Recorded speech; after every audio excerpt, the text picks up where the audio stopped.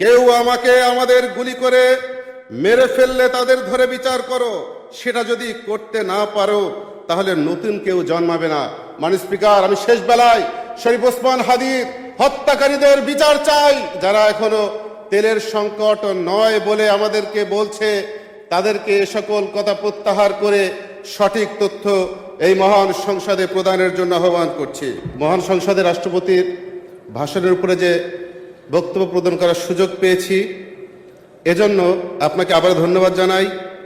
কিন্তু আমি রাষ্ট্রপতিকে ধন্যবাদ দিতে পারছি না বিধায় আন্তরিকভাবে দুঃখ প্রকাশ করছি। কারণ যে দীর্ঘ ফ্যাসিবাদের সময়ে সারা বাংলাদেশের মানুষ অত্যাচার, নির্যাতন, জেল, জুলুম, হুলিয়ার মধ্যে তাদের জীবন কাটিয়েছে, ঠিক সেই সময় ফ্যাসিবাদের পক্ষ নিয়ে রাষ্ট্রপতি ভূমিকা পালন করেছে। সেজন্য তাকে ধন্যবাদ দিতে পারলাম না। তবে ফ্যাসিবাদ সরকারকে আমি ধন্যবাদ জানাই।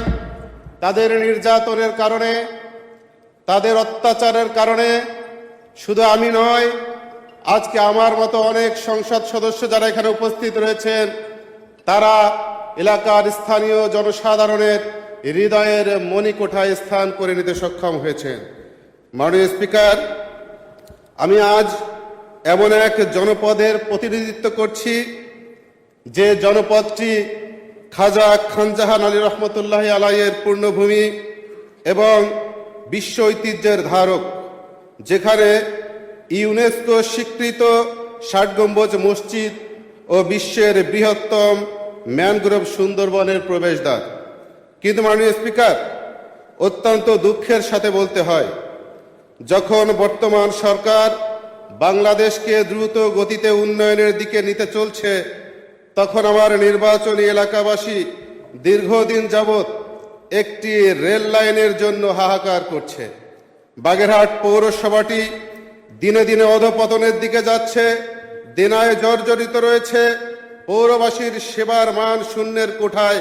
ইতিমধ্যেই পৌরসভাটি প্রথম শ্রেণী থেকে দ্বিতীয় শ্রেণীতে অবনমিত করা হয়েছে। মাননীয় স্পিকার, বর্তমানে বাংলাদেশের প্রধান সমস্যা হচ্ছে তেল সমস্যা। যে সমস্যাটা সরকারের পক্ষ থেকে অস্বীকার করা হলেও আমরা যখন রাস্তাঘাটে চলাফেরা করি, প্রত্যন্ত এলাকা থেকে সংসদ অধিবেশনে যোগ দেওয়ার জন্য আসতে থাকি, তখন তেলের সংকটের কারণে আমাদের গাড়ির চাকা অনেক সময় বন্ধ হয়ে যায়।